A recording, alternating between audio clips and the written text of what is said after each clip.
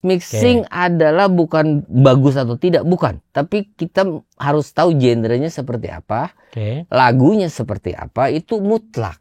Percaya atau tidak, hampir semua channel itu high pass filter. Yang tidak itu, yang pasti tidak itu hanya kick sama bass gitar. Itu pun kalau kita punya subwoofer. Iya, kalau enggak ya ngeluarnya dari mana? Ngeluarinnya dari mana? Gitu toh. Ya. Kalau kita tidak mengerti sine wave, nggak mungkin kita bisa ngerti smart wave. No way. Fletcher & Munson ini mau by live, mau recording, mau broadcast itu sebetulnya sama. Semuanya kepake ya, Pak? Semua, harus. Saya nggak bilang ini advance. Nggak, ini basic. Wow, ini aja basic ya.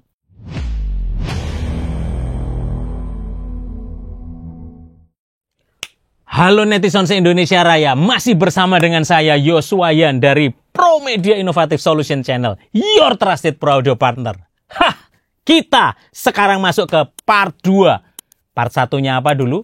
Fletcher & Munson Curves. Kurva Fletcher & Munson. Ya, nah, sekarang kita langsung ke aplikasinya secara langsung dalam setiap segmen berani belajar audio di sini. Podcast Pro Audio nomor 1 di Indonesia.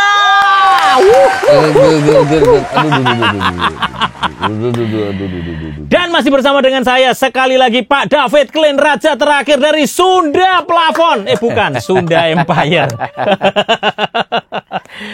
Beneran loh, sekarang semua orang manggil saya raja terakhir loh. Makanya, lu aja bingung gimana orang lain coba. Ini dari mana raja terakhir? Ngeri loh, bener serius.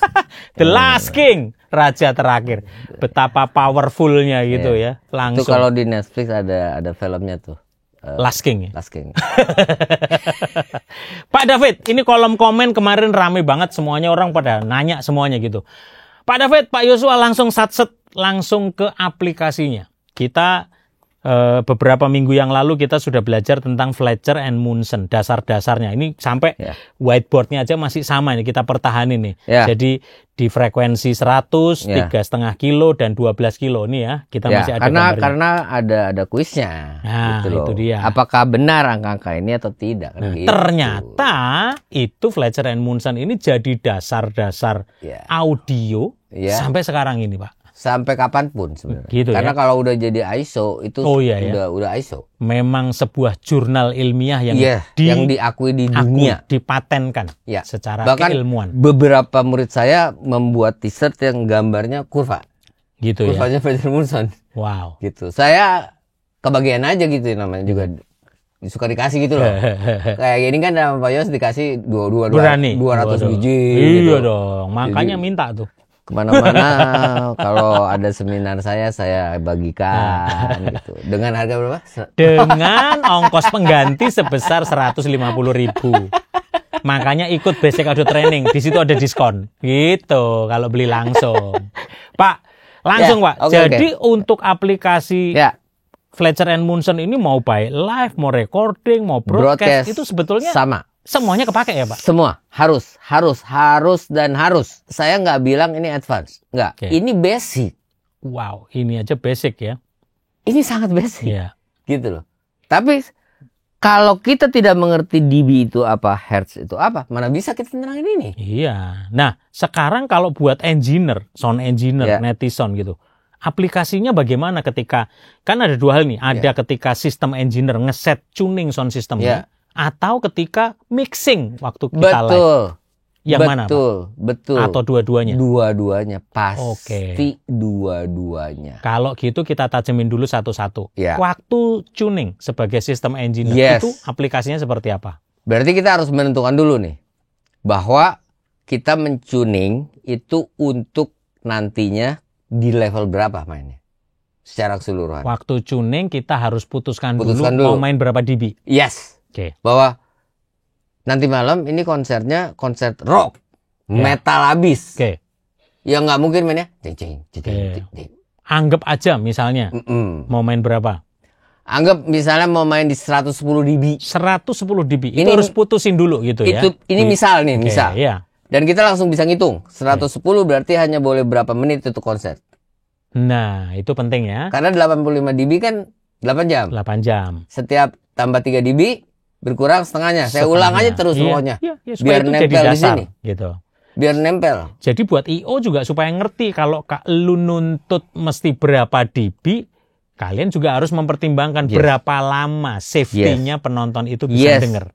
Kalau di dunia internasional ya, dan saya sudah alamin di Eropa ataupun di negara di benua lain, itu di Australia, bahkan di Malaysia ya, itu kalau mulai ya kalau ada sebuah klub yang melebihi 85 dB, itu ada warningnya. Oke. Jadi ada tulisan 85 dB, terus dicoret gitu loh. Ya. Artinya at your own risk. Ya, jadi resikonya tanggung sendiri. Kalau sampai lu budek. Ya. Gitu ya. Dan kalau kita mau menghambat itu, harus pakai limiter kan. Ya. Telinga kita harus dilimit. Ya. Tapi kan nggak ada limiter yang ya bisa pakai earplug. Makanya limiternya di sound systemnya. Enggak. Terus di mana? Ngombe. Makanya semakin teying, semakin mabuk, semakin budek dia semakin budek. Gitu. Semakin nyaman aja. Betul. Tapi begitu sadar kupingnya jebol gitu. Kan orang mabuk itu kalau ngomong keras loh. Iya. Kalau ketawa juga keras. Iya, karena kupingnya udah kena. Gitu ya. Kita masuk ke klub, begitu udah menggak dikit baru dia levelnya bisa kompromis. Ini kayaknya kok levelnya kurang keras. Jadi begini kebalik. Oke, jadi pertama tentuin dulu nih kita mau SPL berapa. Oke. Maka baru kita lihat mau berapa lama. Mau berapa lamanya kita ketahuan itu dulu. Berarti nanti kita harus tentuin standarnya. Nanti tuningnya ngikutin ini. Ya. Kalau software kita sudah sangat profesional, itu sudah otomatis dia kalibrasi sendiri. Dia akan mengikuti ya. Mengikuti. Kalau level segini berarti yang disebut flat, yang disebut bagus di Smart Life, yang bagus di manapun itu softwarenya. Tapi kan di Indonesia kebanyakan Smart Life gitu loh. Ya. Tapi jujur aja nih, banyak sekali yang tidak terlalu mengerti gitu loh. Pokoknya lihat gambar aja gitu loh. Lihat gambar set udah bener nih gitu. Kalau nggak gini, dasarnya sebetulnya ini ya. Yes. Kalau kita tidak mengerti sine wave, nggak mungkin kita bisa ngerti Smart Life. No way. Oke. Ya. Dan ini itu sudah lewat. Artinya sudah ada di software itu, tapi kita nggak pernah tahu bahwa dia mengkalibrasi sendiri gitu. Bahwa parameter itu sebetulnya sudah dimasukkan oleh desainer programmernya. Yes, bahwa kalau kita peak noise sekian, maka yang disebut flat jadi begini. Sebenarnya nggak. Padahal sebetulnya di dalamnya itu sudah mengikuti penemuan ilmiah dari Fletcher-Munson. Gitu. Oke. Nah, hubungannya sama sistem engineering, Pak. Ketika dia tuning. Oke, saya tambahin sedikit ya. Pasti teman-teman udah Google harusnya.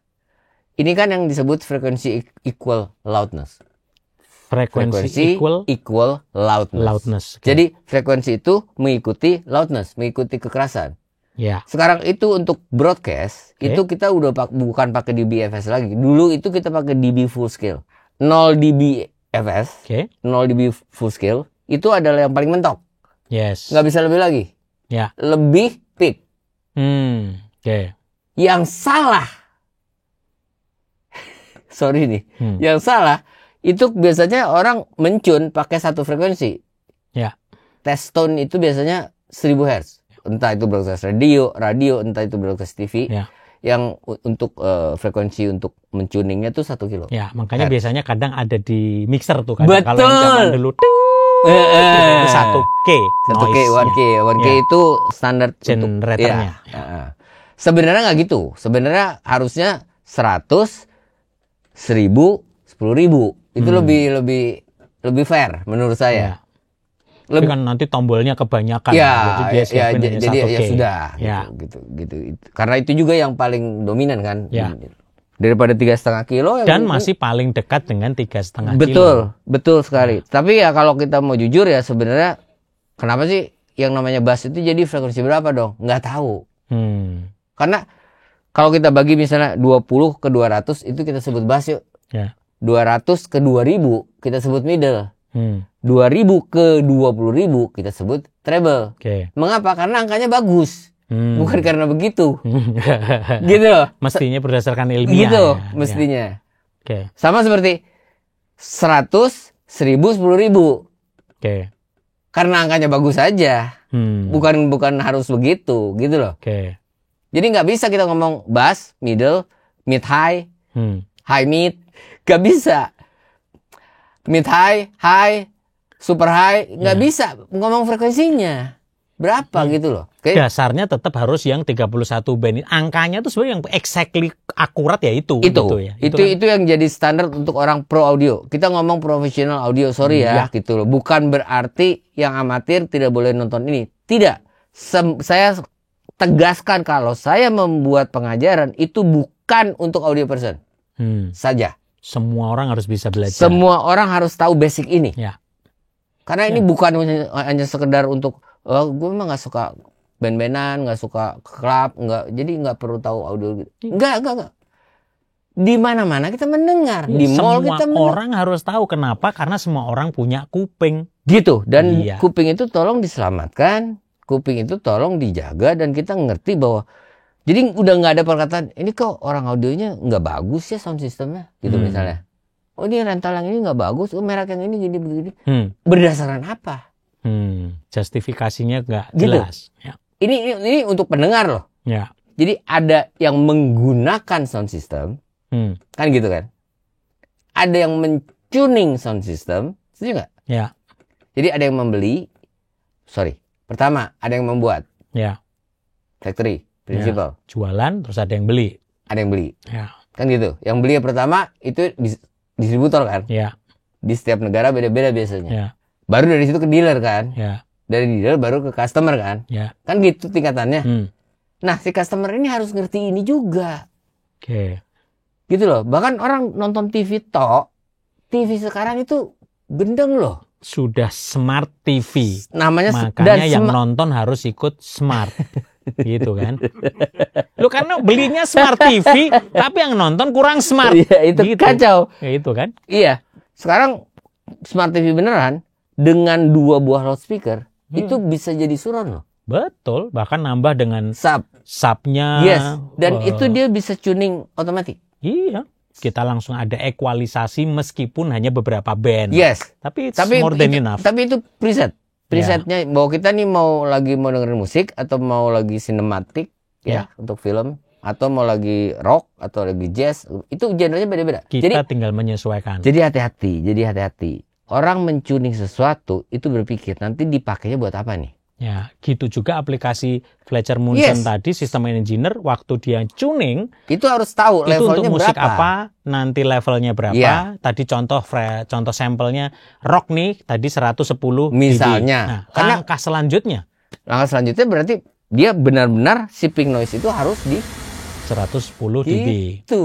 Ini untuk tuning ya. Untuk tuning ya aplikasinya. Dalam hubungannya dengan frekuensinya Pak, nanti gimana ketika dia tuning? Ya, tuningnya udah bener kan? Oke. Yang disebut tuning benar adalah semua frekuensi sudah mengikuti ini sebenarnya begitu.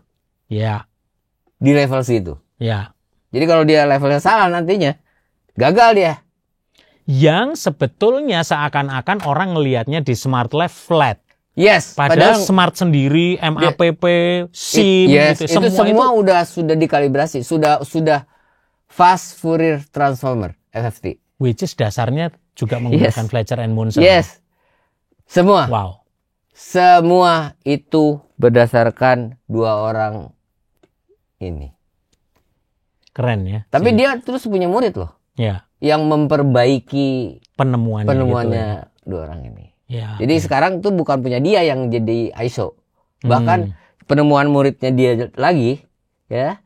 Itu juga diperbarui lagi jadilah ISO. Ya itulah bagusnya gitu karena memang teknologi apalagi di dunia pro audio ini kan cepat sekali perubahannya. Yes, jadi dari analog ke digital sampai sekarang teknologi atau IT ya. IT itu bisa information technology. Dulu yang namanya line array, line source array. Betul nggak? Ya. Itu hanya bisa mengontrol vertical dispersion, vertical coverage. Ya. Sekarang bisa yang horizontal. Beamnya bisa diatur. Bisa steering. Iya. Beda sekali. Digital steering array. Gendeng udah gendeng. Bisa atur semua. Yes. Nah, Pak David, kalau tadi kita bicara aplikasi Fletcher Munson untuk di tuning. Bidang tuning. Nah, sekarang Pak, ada hubungannya Pak dengan mixing gimana Pak? Ya itu dia. Gimana tuh? Gitu dia. Nah ini sekarang kita ngomong genre kan tadi kan? Ya, aplikasinya nih secara langsung. Udah jadi nih ya, tuning udah beres nih. Oke. Karena ada orang tuh spesialisasinya sendiri-sendiri loh. Iya dong, karena ada system engineer, ada yang live sound engineer. Yes. Gitu kan? Ada yang recording engineer, broadcast engineer, live engineer, itu beda-beda semua sebenarnya. Berarti kan jelas tetap kita mengikuti bahwa di level mana itu yang vokalnya harus kurang lebih seimbang dengan bass dan high frekuensi. Di level mana? Di level mana dia harus, jadi si bass gitar kita dengan kick, itu kan yang menikah tuh. Iya, makanya harus groove-nya sama. Misalnya nih, genrenya genre yang kick sama bass menikah. Karena ada genre yang enggak. Oke, anggap aja ini pop lah. Ya, ini genrenya yang harus normal, kawin nih. Yang harus kawin. Itu kan yang paling umum. Ya. Betul nggak? Ya. Itu mau dibuka sebesar apa? Untuk di volume berapa? Berarti vokalnya harus naiknya segimana? Karena perbandingan antara musik dan vokal itu penting. Ada yang bermain 50-50. Ya. Jadi musiknya 50%, vokalnya 50%. Kurang jelas gitu dia ngomong apa liriknya karena imbang.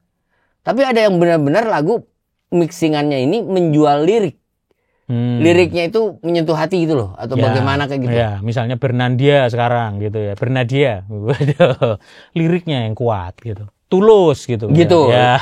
Liriknya harus di atas. Jadi bahkan masing-masing artis pun sama-sama pop pun kita mesti tajam ya untuk membedakan ketika kita mixing. Jelas, karena kita ini atau artinya kita orang audio yang memix, ya memix itu jangan dianggap susahnya minta ampun, enggak sebenarnya kalau kita dasarnya tahu dan kita juga mencintai musikalitasnya itu ada. Harus nggak bisa enggak ya. Mohon maaf gitu loh, mohon maaf. Kita boleh tidak bisa main hebat banget, tapi kita pernah merasakan gitu bahwa kita bermain di stage itu mental beda, ini beda, ini beda, ini beda, begitu loh. Kapan waktu itu kan Om Yos kan mengatakan saya anti musisi. Mana mungkin saya sendiri musisi, masa saya dia ini musisi dari tahun 70-an sudah bermain dan juara Lore Orgen Song. Tahun 78 saya udah benar-benar manggung. Ya, tahun 78 saya benar-benar manggung dan benar-benar menjadi professional musician.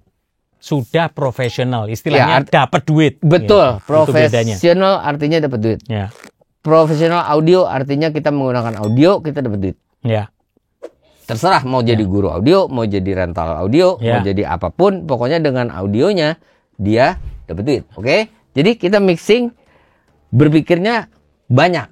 Oke, jadi ketika dia naikin level low frekuensinya, itu vokalnya mesti berapa?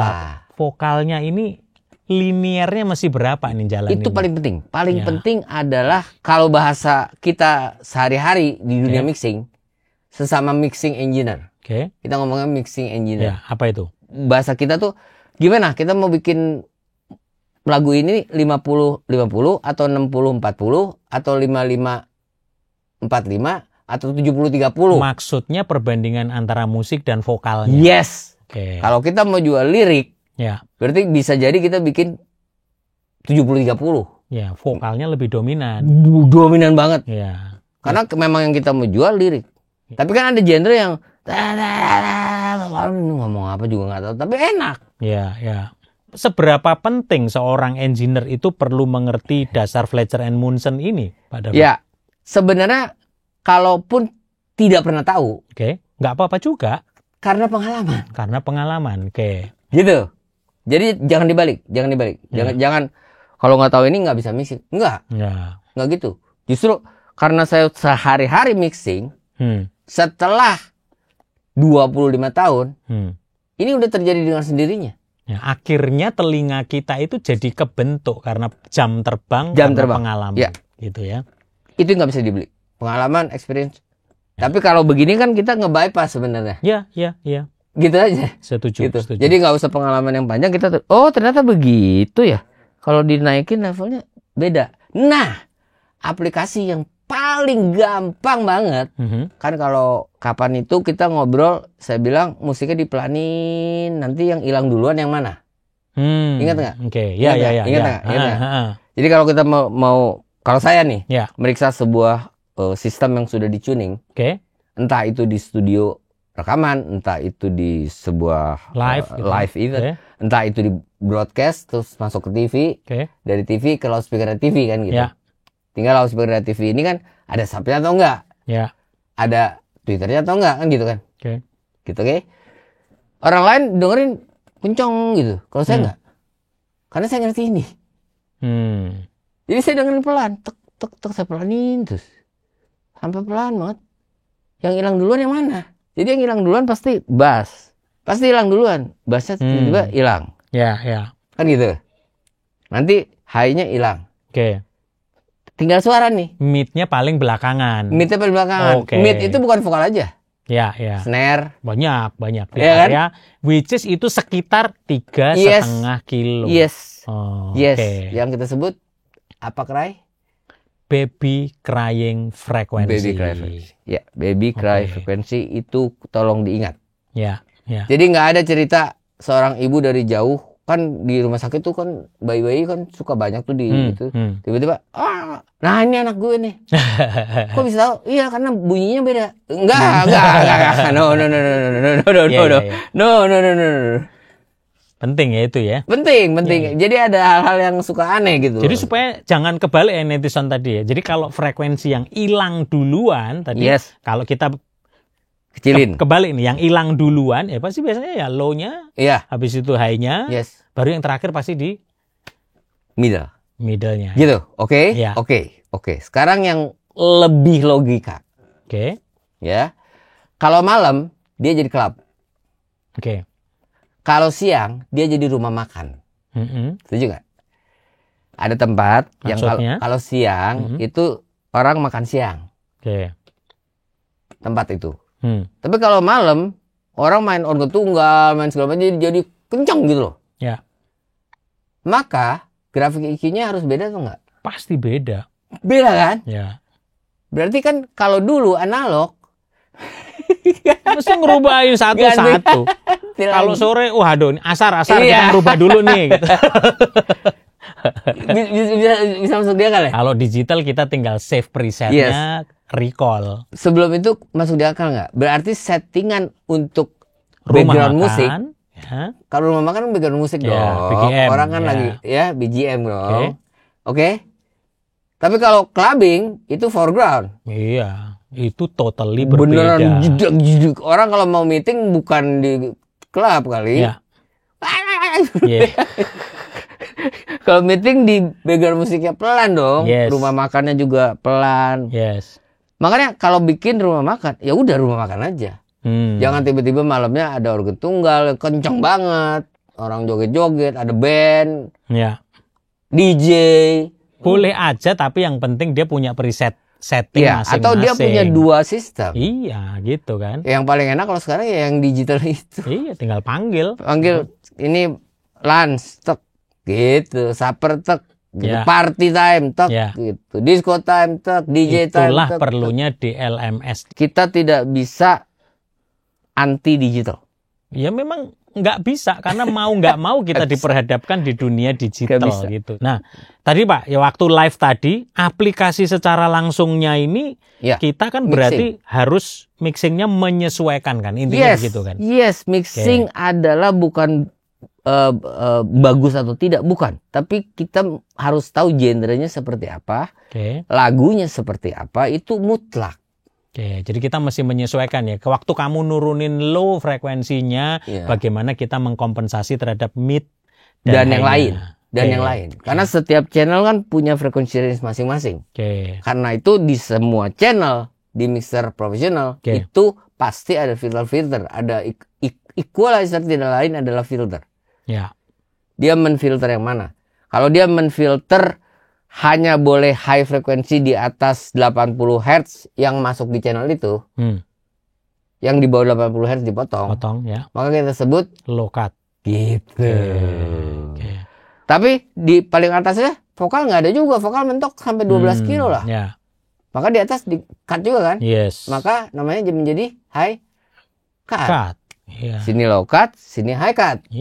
Yang boleh pas, yang boleh lewat Ini pas. Band pas. Makanya ada low cut filter, high cut filter, dan band pass filter kalau dua-duanya diaktifkan. Itulah sejarahnya tentang masuk konten kita equalizer dulu itu juga. Betul. Dasarnya dan mixer digital semua bisa begitu. Jadi ini bass, berarti dari frekuensi segini sampai frekuensi segini.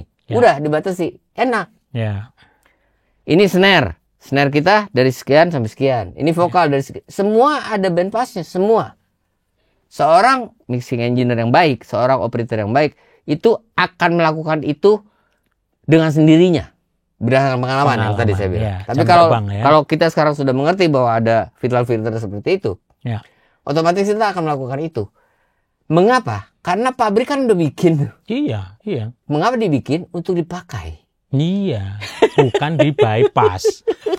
Setuju nggak? Setuju. Orang bikin tombol yang namanya high pass filter. Iya, untuk digunakan. Untuk ditekan, untuk digunakan. Tapi dengan cara dan fungsi tujuan yang tepat. Bahwa percaya atau tidak, hampir semua channel itu high pass filter. Yang tidak itu, yang pasti tidak itu hanya kick sama bass gitar.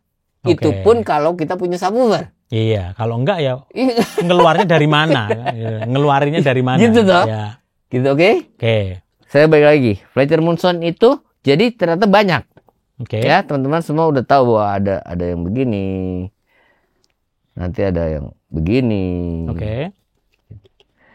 Tapi percaya atau tidak, ternyata semakin pelan dia semakin smile. Semakin pelan ternyata bisa bentuknya semakin smile. Oke. Semakin keras dia semakin flat. Iya, makanya dari gambarnya semakin rata ya. Iya, semakin rata, betul. Gitu loh. Dan itu betul-betul hasil dari sebuah riset ya, yang percobaan sudah yang luar ISO, biasa ya. Ya, yang sudah benar-benar diakui oleh dunia. Ya.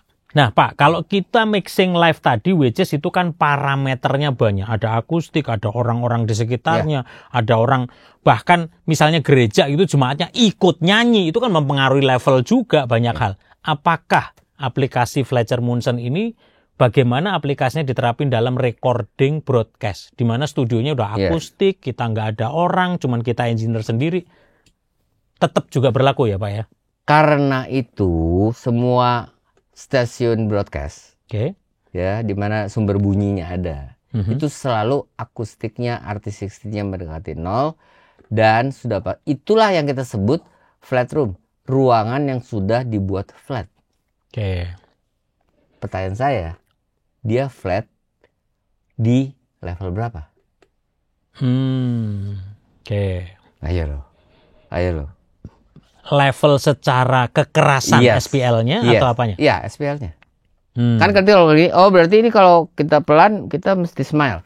Ya. Kalau keras, ini berlaku nggak kalau kita ada di dalam ruangan yang tidak ada gemanya? Atau anechoic chamber. Anechoic chamber adalah ruangan tanpa echo. Yes. Anechoic chamber. Ya. Itu ada di semua professional audio laboratory. Kalau dia pabrik yang benar, dia pasti punya anechoic chamber. Siapin anechoic chamber. Ya. Nggak mungkin nggak. Karena dia membuat spek dari situ. Seharusnya di berapa dB, Pak? Nah, ini dia. Ini logika sekali. Ini logika sekali gitu. Bahwa apakah RT60 atau reverb time atau akustik dari sebuah ruangan seperti ini misalnya, ini mengapa ada lubang-lubangnya seperti ini? Gitu itu bukan supaya bagus aja. Nggak ada cerita. Tapi supaya dia mengabsorb suaranya. Bisa masuk ke dalam dan ini nggak gampang. Ya, dihitung semua lah ya. Ya, gitu. Bahwa ini adalah absorber diffuser yang bukan sekedar supaya bagus. Ya. Gitu. Kita membuat unparallel wall.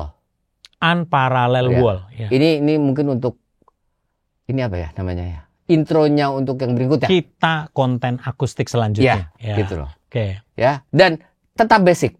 Yes. Jangan takut. Kita nggak ngomong yang, waduh harus diukur begini. Enggak. Udah basic aja dulu. Seperti ini. Sekali lagi, ini bukan advance, bukan yang susah.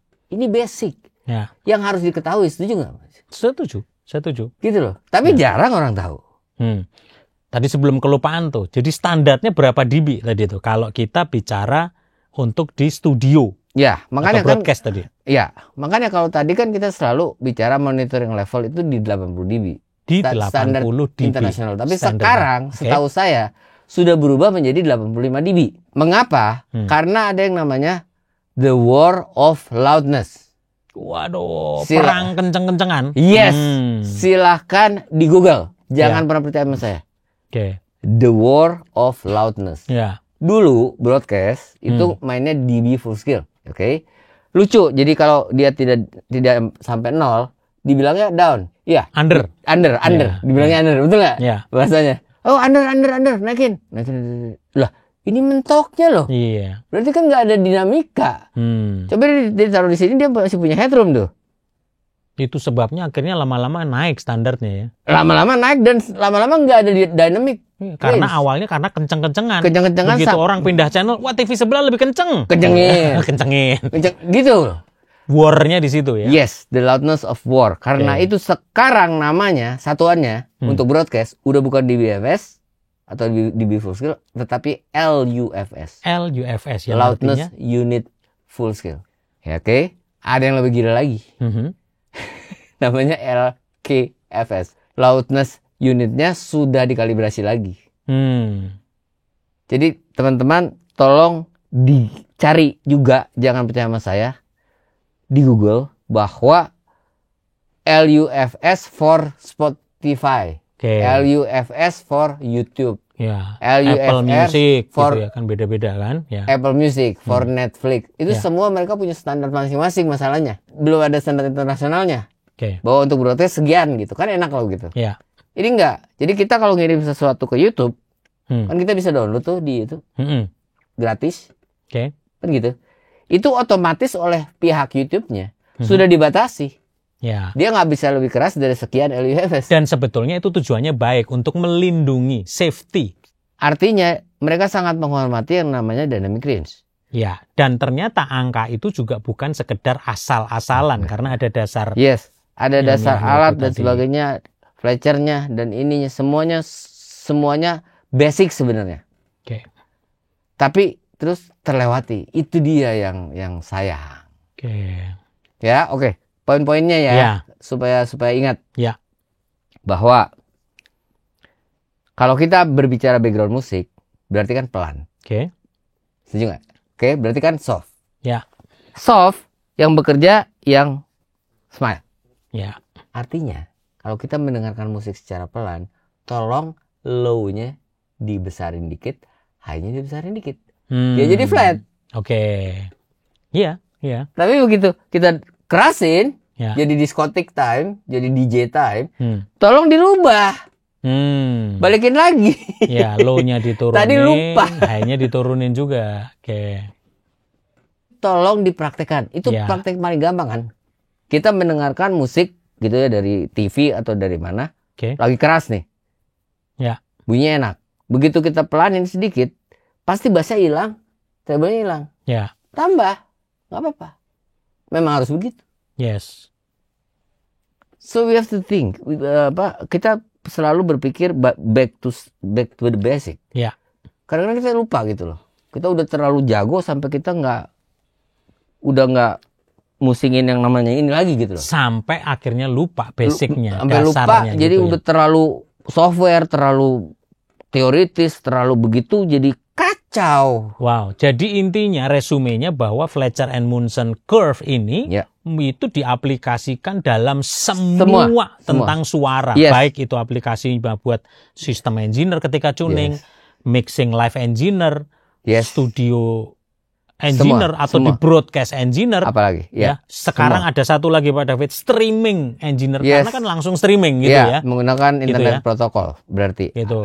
Kalau bahasa streaming itu berarti pakai IP addressnya jelas gitu. Tapi kalau kita bicara broadcast sebenarnya kan benar-benar pakai antena. Jadi kalau istilah broadcast engineer itu kesannya langsung terestrial, ada transmitternya. Ada transmitter. Nah sekarang IP kan beda. Digital sudah based on IP gitu ya. Itulah perlunya pengetahuan dasar tentang audio. Bahwa lari kemana-mana. Dan sekali lagi kita mentraining itu bukan hanya untuk audio person. untuk semua orang. Kenapa? Karena semua orang punya kuping. Ya, agak susah kita melatih audio untuk yang budak. Sorry ya, tapi bener dong. Iya, memang bener lah gitu. kan. Gimana mau mixing? Tapi percaya atau tidak, ya di negara-negara yang luar biasa canggihnya, artinya dia mau apa ya? Mau menghormati orang yang deaf gitu ya, misalnya. Ya. Itu dia bisa gini-gini loh. Ya. Mengapa? Karena Getaran. dia dikasih, betul. Iya. Dia dikasih sebuah alat gitu ya, yang kenang yang buat kasih dahan. Kerecekan misalnya. Kalau ini hanya ininya aja, jadi dia bisa pegang membran gini. Ya. Begitu jedik. Jadi dia bisa merasakan suara itu karena dari getaran. Karena pada dasarnya suara itu memang getaran antara 20 getaran per detik hingga 20.000 getaran per detik. Wow. Getaran per detik itulah yang ditemukan oleh Mr. Hertz. Dasar banget ini ya. Banget, dan dasar ini banget. Akan saya ulang-ulang terus sampai belenger. Sampai bosen, sampai enek monggo, sampai kita dikira kita ngulang-ulang rapopo. Tapi karena memang dasar-dasar ini, pondasi itu sebegitu pentingnya. Karena pondasi itu menentukan seberapa tinggi gedung yang akan kita bangun. Amin. Dan kita kalau tadinya mau bangun segini, basicnya gini. Ya. Kalau kita mau bangun lebih tinggi, kita mesti runtuhin dulu. Basicnya tambah. Bikin dalam lagi dulu. Gitu. Nah, itulah pentingnya ya netizen se-Indonesia Raya. Gitu loh. Saya udah pengalaman Pak Yos, Pak David, saya sudah mixing band A, band B, band ini. Back to basic. Tapi tetap harus kembali kepada basic. Bahkan kita yang sudah ada di industri ini lama, bahkan kita nggak ngeh loh tentang Fletcher and Munson. Bahwa ternyata apa yang kita pikir flat di Smart Life, apa yang kita pikir flat di MAPP misalnya gitu, ternyata sudah di dalam dikalibrasi. Juga nggak flat. Kenapa? Karena sudah dikalibrasi sesuai dengan penemuan. Ini Fletcher penting sekali untuk professional audio equipment yang benar-benar di laboratori. Wow.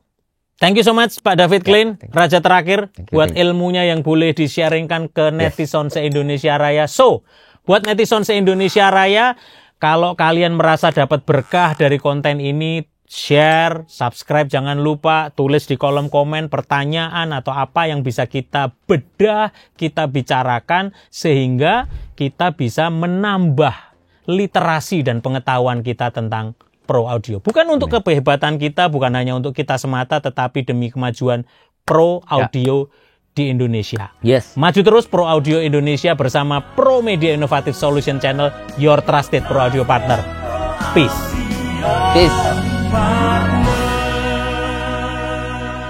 Pro Media, we serve you better.